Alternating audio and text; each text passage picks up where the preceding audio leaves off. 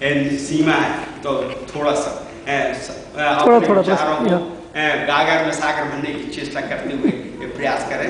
इन्हीं शब्दों के साथ मैं परम श्रद्धेय राजा जी मानूंगा।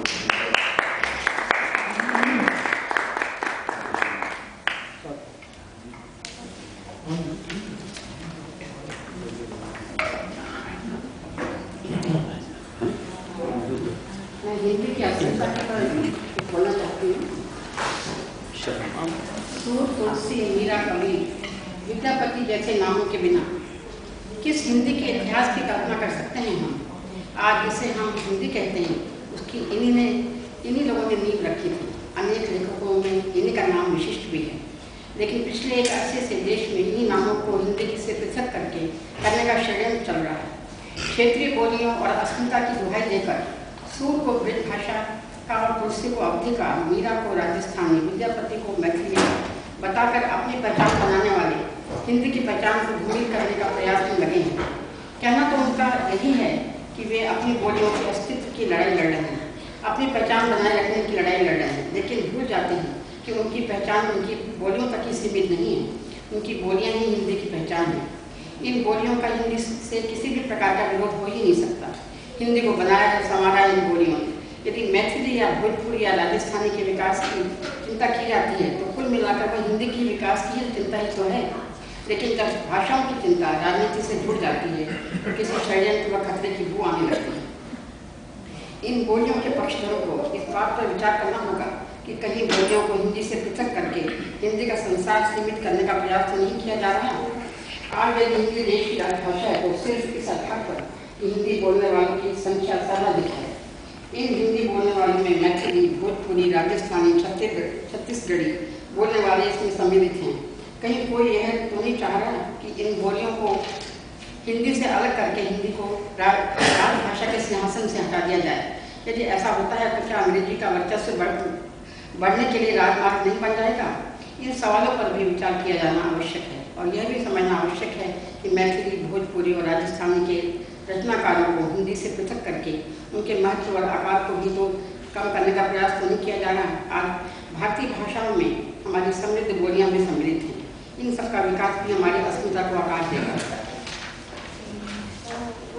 2005 में मैथिली को संविधान की 8वीं अनुसूची में सम्मिलित कर लिया गया और हिंदी के बराबरी का दर्जा दे दिया गया। उसके बाद भोजपुरी, राजस्थानी, छत्तीसगढ़ी आदि को संविधान की 8वीं अनुसूची में सम्मिलित करने की मांग जरूर तेज हो गई, लेकिन मैथिली को जगह मिलने के बाद इस तरह की मांग उतना स्वाभाविक नहीं है, क्योंकि 150 करोड़ मैथिली भाषियों की तुलना में भोजपुरी, राजस्थानी और छत्तीसगढ़ी बोलने वालों की संख्या कहीं अधिक है।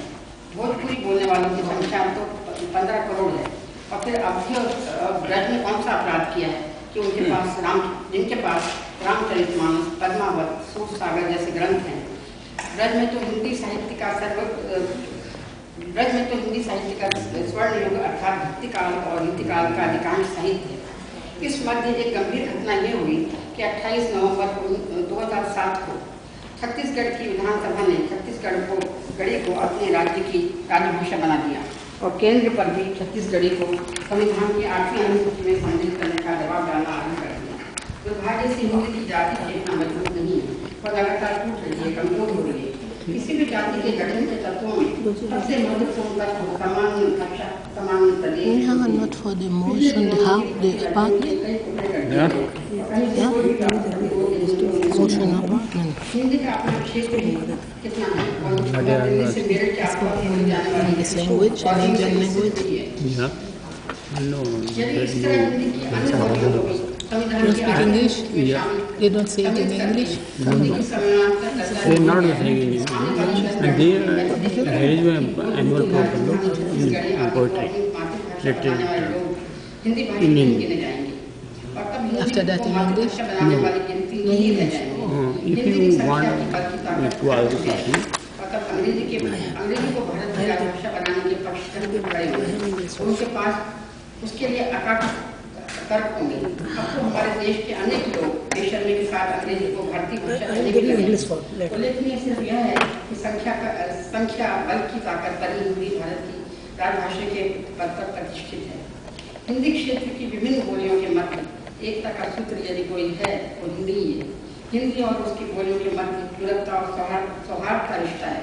हिंदी की तमाम बोलियाँ यदि अपने अधिकारों का दावा करते हुए संविधान की 8वीं अनुसूची में सम्मिलित होने की मांग करने लगी तो हिंदी की राष्ट्रीय छवि टूट जाएगी और राजभाषा के रूप में उसकी हैसियत भी संदिग्ध हो जाएगी। इतना ही नहीं, इसका दुष्परिणाम यह होगा कि मैथिली, ब्रज, राजस्थानी आदि के साहित्य को विश्वविद्यालयों की हिंदी पाठ्यक्रमों से हटाने के लिए भी हमें विवश होना पड़ेगा। विद्यापति को अब तक हम हिंदी के पाठ्यक्रम में पढ़ते आ रहे हैं, अब हम उसे पाठ्यक्रम से हटाने के लिए बाध्य हैं। वे अब सिर्फ मैथिली के कोर्स में पढ़ी जाएगी। क्या कोई साहित्यकार चाहेगा कि उसके पाठ्य को दुनिया से सिमटती जाए? बेहतर है कि संविधान की 8वीं अनुसूची में अब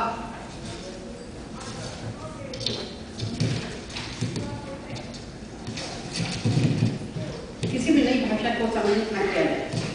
वैसे भी 8वीं अनुसूची अब अपनी प्रासंगिकता खो चुकी है और कुछ राजनेताओं के राजनीतिक लाभ और चंद स्वार्थ सिद्धि की साधन बन चुकी है। बोलियां हिंदी से अलग थलग पड़ जाएंगी और स्वतः ही कमजोर पड़कर खत्म हो जाएंगी। इसलिए बेहतर है कि मुकाबले में नहीं, हिंदी की छाया में रहने दीजिए बोलियों। पिछले विश्व हिंदी सम्मेलन में मुझे जानकर बहुत प्रसन्नता हुई कि हिंदी विश्व में सर्वाधिक बोली जाने वाली भाषाओं में चीन के बाद दूसरी नंबर पर है। बोलियों को अपनी बड़ी भाषा के आंचल में सांस लेने दीजिए, उसी में उसके अक्स फलेंगे फूलेंगे। एक कोस पर वाणी बदले 4 कोस पर पानी। इस प्रचलित लोकोक्ति पर ध्यान दें तो वह स्वयं में कहती है कि हर 4 कोस पर बदलने वाली कोई भी बोली सबको अपनी छाया देने वाली खतरनाक दरख्त कैसे बन सकती है। हमारी बोलियाँ एक तरह से हमारी उपभाषा हैं और हिंदी के शेड्स की तरह हैं। जैसे अरुणाचल प्रदेश में कहते हैं यहाँ के हरे रंग के 60 शेड्स होते हैं, कहीं हल्का, कहीं घानी तो कहीं बिल्कुल काली। बोलियाँ अपने क्षेत्र का पूरा समाज अपने में समाई होती हैं। राजस्थान में बिखरी हजारों लोक कथाएँ कितनी गहरी करुणा से सीधी हैं। रेणु बिहार के जनमानस की कैसे आपके सामने लाते हैं। मेला आंचल या मारे गए गुलफाम में उस धरती की गंध है। सुख दुख, आनंद शोक, प्रेम विरह उसमें समाहित हैं। इस तरह हिंदी में खुली मिली हैं अनेक स्थानों पर यह भी पता नहीं लगता कि कब अवधि का क्षेत्र समाप्त हो गया और कब कन्नौज का आरंभ हो गया। कन्नौजी से ब्रजभाषा से बुंदेली, भोजपुरी से मैथिली। कुछ क्षेत्र हर जगह ऐसे हैं जहाँ दोनों बोलियाँ गड़मड़ हो जाती हैं। इन्हें हिंदी की शैलियों के रूप में देखें तो सब कुछ हरा भरा दिखाई देता है और अगर मुकाबले में खड़ा करें तो सब कुछ निराशा से भरा, क्योंकि देर सवेर बोलियाँ तो मरेंगी ही और हिंदी की शैलियाँ और शेड्स भी सुकड़ेंगे। बोलियों का अस्तित्व अपने समाज में परंपराओं, संस्कारों और लोक तत्व को जीवित रखकर कायम रखा जा सकता है। हमारे उत्सव, त्योहार, मेले और कलाएँ इन विशिष्टताओं को अक्षुण्ण रख सकते हैं। भाषाओं के अस्तित्व से अमेरिका भी जूझ रहा है। वह दूसरे नंबर पर, वह इंडोनेशिया तीसरे नंबर पर है। बोलियों का अलग अस्तित्व दुनिया भर में हमेशा से संकट में रहा है। भारत में बोली जाने वाली 196 भाषाएं खत्म होने की कगार पर हैं। पूरे विश्व में बोली जाने वाली 6000 भाषाओं में से 2500 का अस्तित्व संकट में है। यह कहना संयुक्त राष्ट्र की पहली state of the world indigenous people report का है। आशंका यह है कि आने वाले 100 वर्षों में सिर्फ 10% भाषाएं संसार में बचेंगी, क्योंकि ग्लोबलाइजेशन के इस दौर में गाँव वाले शहर की ओर भाग रहे हैं और उन्हें मुख्य भाषा में ही समाहित होना पड़ेगा और भारत की मुख्य भाषा हिंदी है। थोड़ा हम लोग संक्षेप में करना पड़ेगा। लास्ट टू हिंदी को केवल राजभाषा ही नहीं, राष्ट्रभाषा भी बनना था, लेकिन वह बन नहीं सकी। हमारी भाषाओं को अभिजात के वर्ग ने नहीं, लोक जन ने बनाया। ये भाषाएं लोक जीवन से रस खींच कर पुष्पित व पल्लवित हुई हैं। दरबारों और काली के और झाड़ फानूस के बीच से नहीं पली है। एक ऐसी भाषा जिसके पास सब कुछ होता है, अपना साहित्य, अपना व्याकरण, अपनी लिपि, अपना समृद्ध परंपरा की खातिर। आज की भाषा में तो कहें तो मार्केट हिंदी एक समृद्ध भाषा है। इसकी इतनी सारी बोलियां हैं, उसमें आधा दर्जन तो ऐसी है जिसमें प्रचुर समृद्ध साहित्य और शीर्षक साहित्यकार हैं। खड़ी बोली यानी मानक हिंदी के साथ ब्रज, हरियाणवी, बुंदेली, कन्नौजी, अवधी, बघेली, छत्तीसगढ़ी, राजस्थानी, मारवाड़ी, जयपुरी, मेवाड़ी, मालवी, मैथिली, भोजपुरी, मगही, अंगिका, बल्किका, बम्बईया, कलकतिया, दक्षिणी के मुख्य रूपों के साथ उन देशों की शैलियाँ भी हैं जहाँ भारतीय रहते हैं। त्रिनिदाद को छोड़कर मॉरिशस, फिजी, सरीनाम, मध्य पूर्व, अफगानिस्तान आदि देशों में हिंदी शैलियों में, लेकिन इनसे भी ज़्यादा बोली जाती है। बस इतना ही मुझे बोलना था। नहीं, मैं श्रद्धेय इंदु रायजादी जी को अपने विद्वतापूर्ण आलेख के लिए साधुवाद देता हूँ। निश्चित रूप से मित्रों, मैंने आपको प्रसंग बस बताया था कि हिंदी की अगर रक्षा कर सकते हैं तो आप जैसे स्वयंसेवी लोग कर सकते हैं, राजनेताओं के बल पर नहीं। ये तो बल्कि षड्यंत्र चल रहा है। आप समझिए, मैथिली का अलग वो बोर्ड बनाने जा रहे हैं और उसको अलग 8वीं सूची में देने जा रहे हैं, जबकि हिंदी की देखिए सब है बहनें हैं, हिंदी के 18 बहनें, और हमने कभी इसे विभेद नहीं रखा होता था। आप आश्चर्य करेंगे, 1837 में हिंदी साहित्य का इतिहास लिखने वाला कौन था? कोई हिंदी का लाल नहीं था, फ्रांस का विद्वान था गार्स द तासी, जिसने हिंदी साहित्य का इतिहास लिखा। किसी ने नहीं लिखा। पहला हिंदी साहित्य का इतिहास गार्स द तासी ने लिखा। उसी तरह से जो हिंदी के प्रति समर्पित है, मैंने आदित्य शंकराचार्य ने पहले घोषणा कर दी कि हिंदी देश को एकता के सूत्र मान रखती है। सन 35 में चर्चा हुई, तब लोगों ने कहा कि पंजाब से लोगों ने ये निर्णय ले लिया, गुरु गोविंद साहब ने, गोविंद जी ने ये सब निर्णय लिया था कि हिंदी ही देश को एकता के सूत्र में सकती। वो ने अपनी वकालत करते थे, कभी वकालत नहीं की। वो जानते थे कि देश की अस्मिता सबसे ऊंची है, उसकी रक्षा, उसकी एकता के सूत्र मानना बहुत आवश्यक है। 4 कोस पे बदले, 8 कोस पे भाखा, ये तो है भौगोलिक प्रक्रिया का अंतर है।